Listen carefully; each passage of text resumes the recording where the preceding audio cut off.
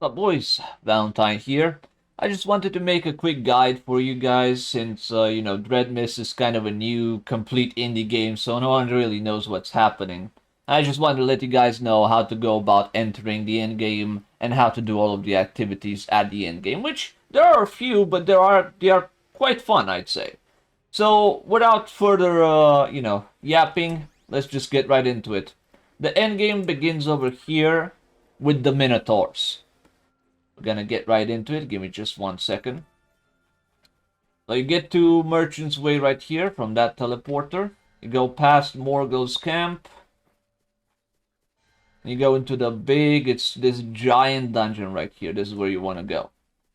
And over here you will see these Minotaurs. The Minotaurs are important. You don't need to kill the Drakes. The Drakes are good loot and experience, but you don't need to kill them, and they're very slow to kill. So unless you got a party, don't even bother.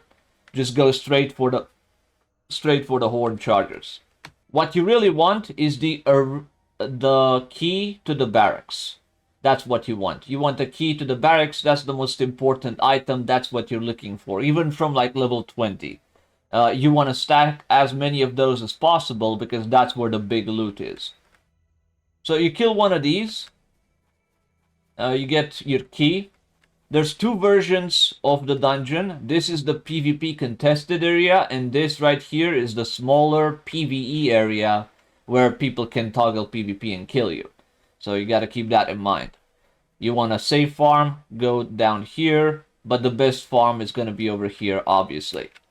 Then, once you have your key, you want to come outside of the dungeon. You gotta go out and back in through here, past the camp. You don't want to go into the camp. There's no way to get in there from the camp. You want to go right over here. Past the portal. Keep walking. As you can see, there's Minotaurs again. This is the spot you're looking for. You just want to go all the way here. You go around. Kind of wish there was a way to walk a little bit faster, but it's a one-man game. You can't really complain too much. And here we go. Abandoned barracks. This is the entrance to the barracks dungeon. It's very important. This is the best loot you're gonna get once you reach level 25.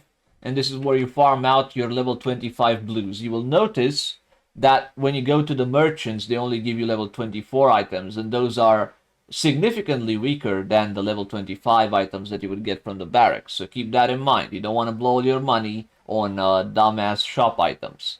I did with some of mine, but I learned the hard way. That's not what you're supposed to do. Ideally, you just buy from here, or you go to the barracks. Right, now that we're inside the barracks, as you can see, I've already cleared a little bit. You just kill the mobs there. It's really not that complicated. You just want to kill everything as much as possible.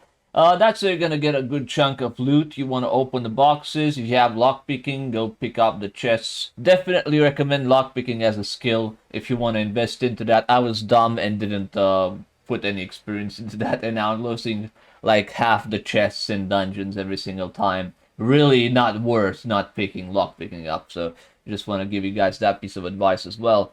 Now, for the dungeon itself, you want to keep in mind the following things. The mages will whoop your ass if you let them live for too long. So if you're one of the slower DPS classes, you definitely want to focus the mages and burst them down with everything you have. Better have your cooldowns up because things can get really dicey at times. I'm a bit overgeared at the time of doing this one, but don't expect to go through it as easily as me. Now, once you're done with clearing the dungeon, you're gonna see the boss right here. You don't want to fight it in the room. You want to pull it right here to the corner, and you want to start doing as much damage as possible. Put up your defensives, because he does do quite a bit of damage. But what you're really looking for is...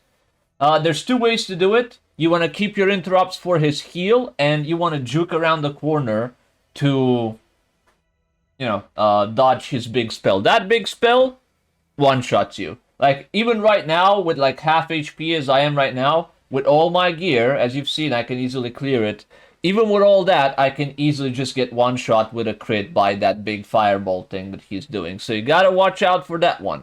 You can easily juke it, LOS it around the corner, so it's really not that big of a deal. And then you want to keep your interrupts for his heals just to kill him faster, basically. That's the way you play this out. It's very easy to understand, and you really want to get good at it, because in the second dungeon, there's a second solo dungeon after this one, you're gonna have to do this for regular mobs. So this guy, the boss right now, turns into a regular mob that you have to clear every single time in this exact way. And they have the exact same mechanics. So better prepare yourself. You're gonna have to get good at this. Now that we're done with the dungeon, you got your depleted key. As you could see from the video, I picked up that depleted key. It's the pink item that you get from the last boss. You get it every single time, so not to worry, it's not like a drop or anything. So you get your key, and you want to come over here to Condor's Beach, my bad, and then to Hillsfar Dale. This is the important spot. At Hillsfar Dale, you want to farm out Dale gems. You get them from every single goblin here. You just kill goblins until you get it, and then once you get it, you can see it has a use function. You just right click it and then you use it to create the depleted key. That works for undercourse key. Once you have your undercourse key, you want to come all the way to the end of Hillsfar Dale. As you can see, people are farming these out. There's some elites that are a lot harder to kill than the elites in the other dungeons, so keep that in mind. And over here, you can use your undercourse key for the second dungeon. And now comes the real fun part, the limit test.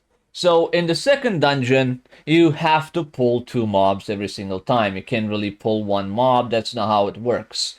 Every class has a way of dealing with this. For example, archers, I believe it's archers, have a sleep dart or something, so you can just put the other mob to sleep and then you throw everything at the mob that you're focusing. That's the strat you're gonna go for. I don't know, every single class has a solution to this, but basically you pop every cooldown, you pull your 2 mobs, you fight, and you make sure that you don't pull anything extra because you're gonna regret it.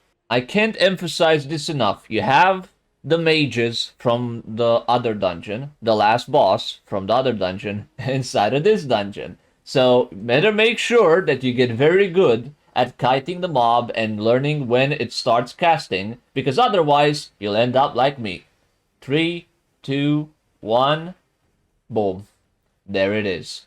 Right? Don't be like me. So now we finished all of the steps to gear yourself prior to being able to enter the dungeon. The dungeon is a much more difficult piece of content, so you want to keep your eyes out for this. This is what you're gearing for. Don't think you can come in here with just any group and you'll be able to make it work, because the reality is, first of all, let me show you where it is. You can see it's right here, right? It says dungeon. You go inside the dungeon, you teleport to it. There's a teleporter right next to it. You do have to walk past some red mobs, and they are a pretty good descriptor of what to expect from the actual dungeon itself. Let me see, I can aggravate one of these guys. As you can see, they don't take a whole lot of damage, and they certainly deal a whole lot of damage. You do not want to fuck with these guys, that's for sure. Oh, I thought I got one shot. So yeah, they can 2-shot you. You don't want to fight them without a party. The way you want to fight these is, because there's 4 people that are going to be focusing the single mob, you take turns interrupting the mob. That's basically the strat. That's what you're aiming for, and it's not as simple as just spamming your buttons for damage, which is great, because the game has very few mechanics. It makes use of what little mechanics it has in a very interesting way, and it already is showing far more promise than the average AAA MMO, where you just face roll your fucking face on the keyboard and you beat everything. This is not that. You have to gear up. You have to make sure that you go through all of your gearing process. First solo dungeon, second solo dungeon, and then you get to the dungeon with your friends. What little friends there are left. This is a 1-week game, but it's a very interesting 1-week game, and that's the end game for it. Thank you guys for watching.